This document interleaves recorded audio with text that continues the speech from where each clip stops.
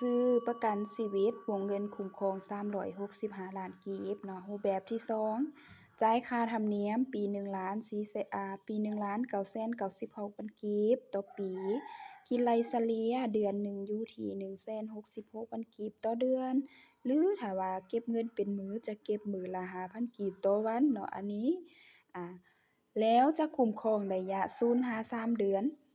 จะได้รับเงินอยู่ที่1,50,000กีบถ้าว่าระยะ3เสียชีวิตในระยะ3-6เดือนจะได้รับเงินอยู่ที่2,100,000กีบ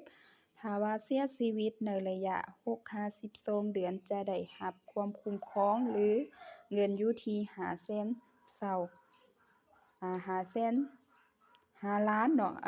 5,250,000กีบเนาะถ้าว่าเสียชีวิตในระยะ1-2ปีจะได้รับเงินอยู่ที่10,500,000กีบถ้าระยะ2-3ปีเนาะจะได้รับวงเงินอยู่ที่15,750,000กีบเนาะแล้วระยะ3-5ปีจะได้วงเงิน21ล้านกีบเนาะถ้าว่าเสียชีวิตในระยะ5-7ปีจะได้รับวงเงินอยู่ที่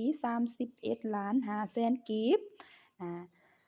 ระยะเสียชีวิตของเราอยู่ที่7-10ปีแม่นจะได้รับอยู่ที่42ล้านทุกคนแล้วระยะ